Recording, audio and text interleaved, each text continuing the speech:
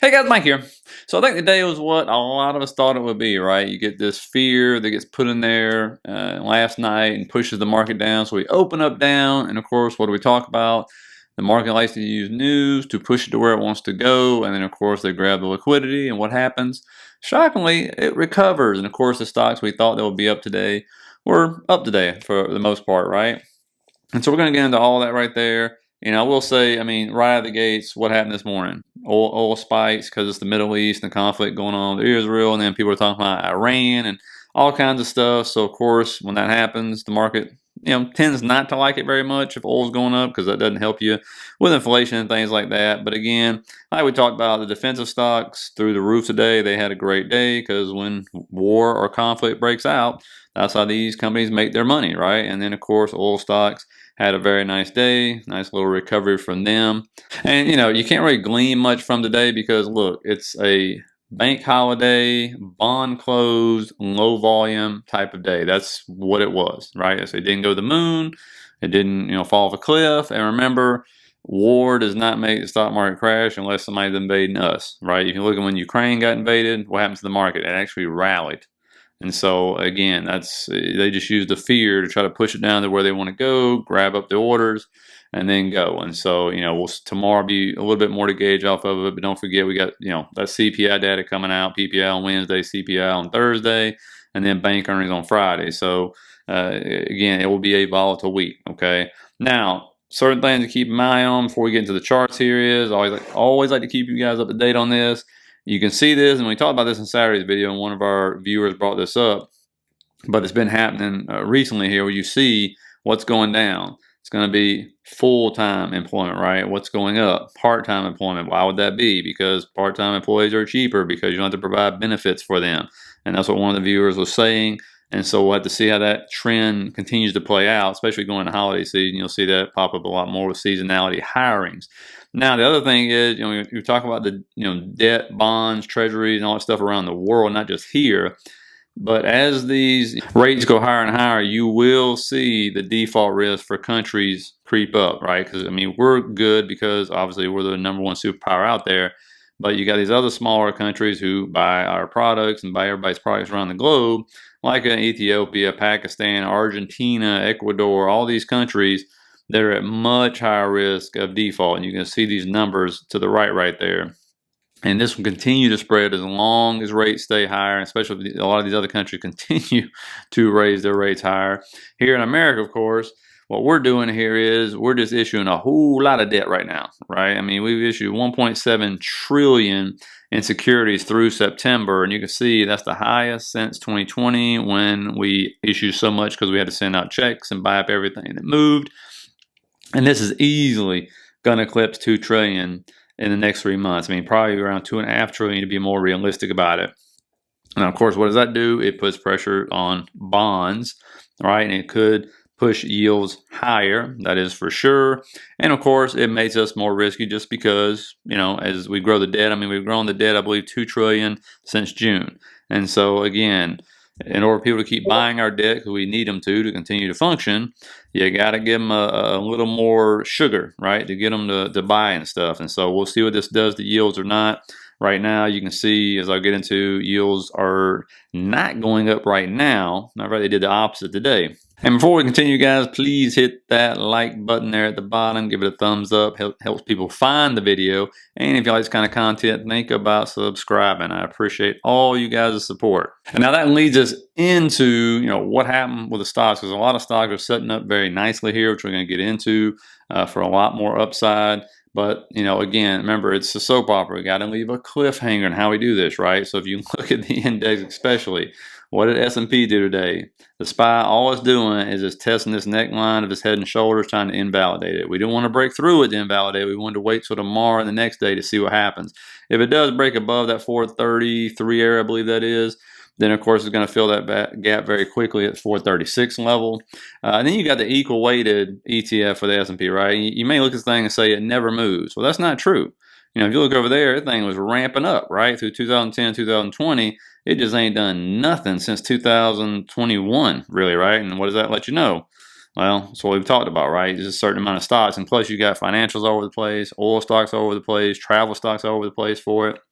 And so, but again, you see a bullish MACD cross. It looks like the RSI is trying to turn up right there, trying to get a little momentum in there. And if you can get I think it's going to end up being like a 10% bump right there to go to that trend line where it's actually, or that resistance line, where it's rejected twice now. That absolutely is going to help the SPY for sure to invalidate that head and shoulders with a quickness. And when you look at the equal weight of Qs, it's a different story, right? This one has been moving up through 2023. It just started selling off in August. But if you go back, yeah, this one was doing the exact opposite S&P, because you don't talk about oil stocks or bank stocks or anything weighing on it. It's just straight up technology. And again, it's got a bullish MACD cross sitting there on the daily. The RSI is about to clip over that 50 line right there, so that's going to be bullish for it. And it just doesn't have to worry about all these other sectors that get weighed down by high rates and stuff. And when you look at the Q, this is another cliffhanger, right? Comes up here, this trend line goes back to October right there, and then that and then that 367, 368 level right there. Again, we'll see if this gets rejected tomorrow or not. So, just wait for the soap opera to play out. Now, Meta, I told you yesterday in Sunday's video, I'm putting this trend line in here for a reason, see if we get a third touch. Again, what happened? We got the third touch. That's where it rejected at. And then it just sat there and trailed along that trend line for the rest of the day. So that's why those kind of things are kind of important to put in there.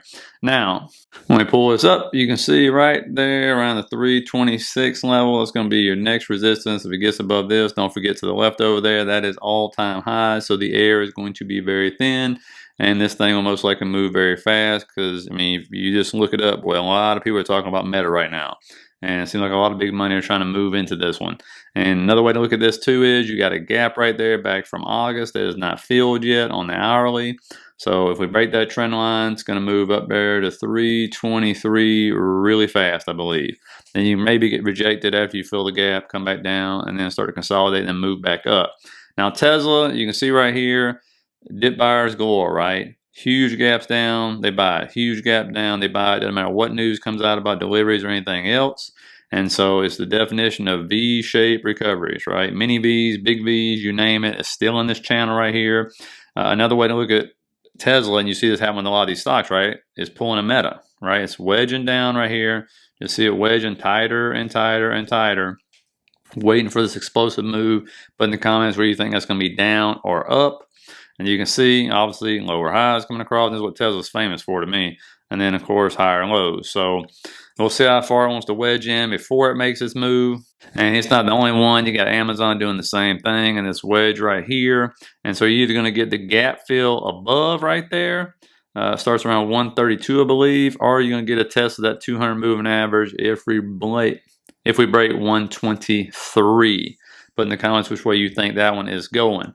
Now, Netflix, again, another powerful day. Even when we were red, Netflix was green. Okay, you got a bullish MACD cross. Again, the RSI is moving up. Momentum, that bounce off that 200 right there.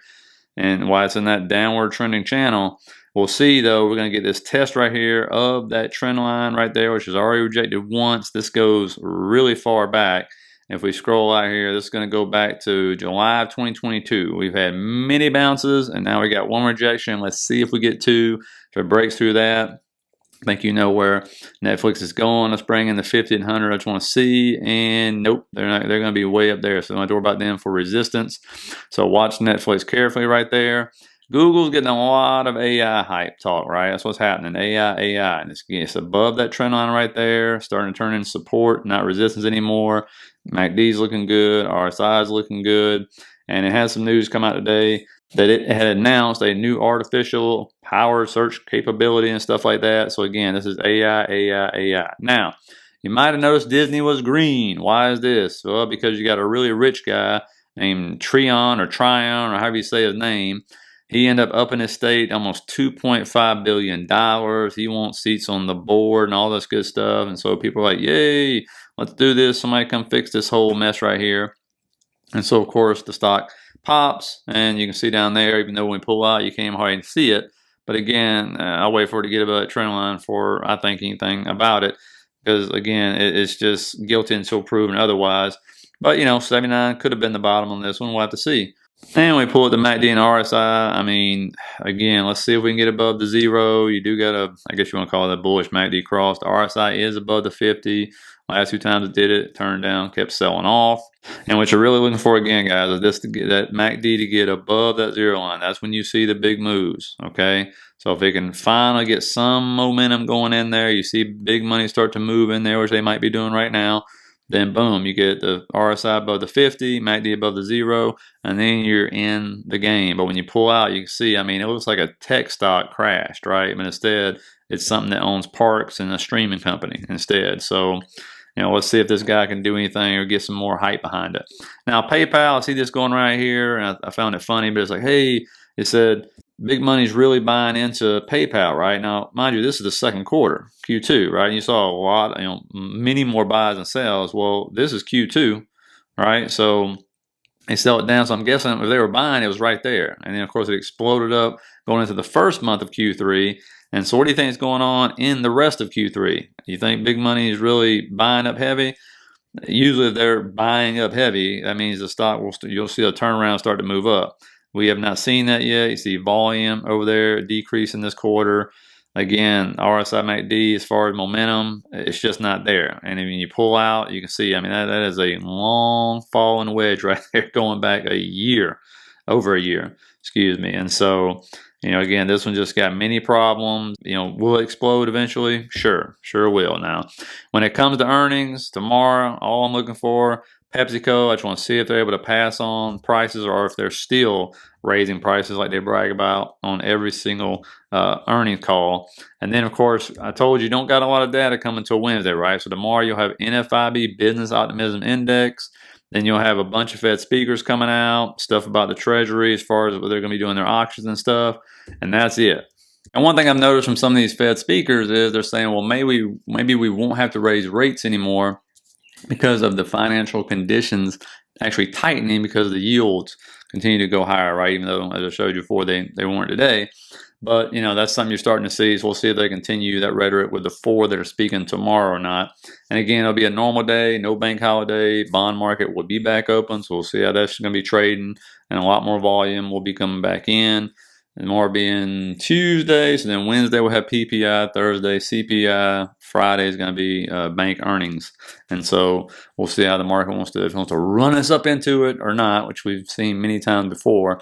But again, also we'll see how oil continues to react as it continues to go higher and higher and higher, which of course the Fed will not want to see at all, or it finally start to sell off some. So we'll get into that. Now, go ahead and hit the like, subscribe button for me. Appreciate it. Let me know your predictions for tomorrow. I think a lot of people are saying it's setting up for a bullish move tomorrow, and so we'll get to see. So hope you guys have a good night, and I will see you tomorrow.